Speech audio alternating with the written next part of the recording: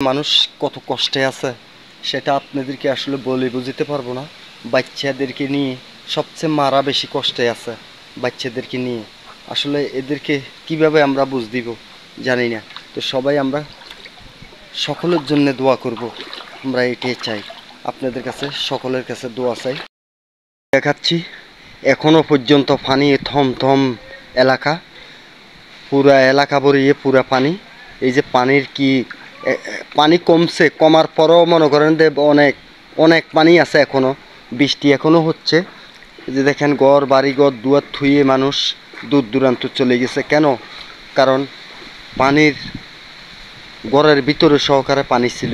এই যে সব কিছু ভেঙে চুরে গেছে পানির ঠেলা। এই যে দেখেন কি পরিস্থিতি, এই পরিস্থিতি কি মানুষ থাকতে পারে? ঘরের ভিতরে পর্যন্ত পানি ছিল, এখন তো আলহামদুলিল্লাহ মোটামুটি কমছে। বস্তা দিয়ে বান্ধি রেখেছে, এরপরও বান্ধি কতক্ষণ রাখা যায় দেখেন। এই যে পরিস্থিতি, কি অবস্থা! আসলে ময়লা আবর্জনা কারণে মানুষে বসবাস করতে পারছে না।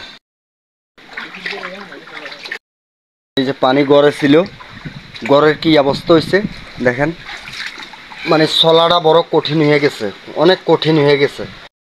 ঘরের ভিতরে পানি, বাইরে পানি, ময়লা আবর্জনা, সিরিয়াস আসলে বাচ্চা ফলাওয়ান চলার জন্য মানে খুবই কঠিন হয়ে গেছে। মানুষ বহুত কষ্টের মধ্যে আছে। সবাই পারলে দোয়া করবেন, ইনশাল্লাহ সবার জন্য একটু দোয়া করবেন। পানি আর পানি, ওঠায় পানি। এই যে ঘরের ভিতরে প্রচুর পানি ছিল, এখন তো আলহামদুলিল্লাহ মোটামুটি কমছে। সবাই একটু লাইভ ভিডিওটি শেয়ার করে দিবেন, সবাইকে দেখার সুযোগ করে দিবেন। হাঁস মোরগ রসিকর মশিকর যা আছে থাকিনাগর সব কিছু এখনো পর্যন্ত পানির মেঝে বিরাজ করছে। এই যে দেখেন, এই যে বাড়ি এখনো পর্যন্ত বাড়ির মেঝে পানি। আসলে মানুষ নাই, মানুষ সব বাইরে। এখন মাদ্রাসা স্কুলে থাকার জন্য জায়গা করে দেওয়া হয়েছে। পানি আর পানি এখনো পর্যন্ত।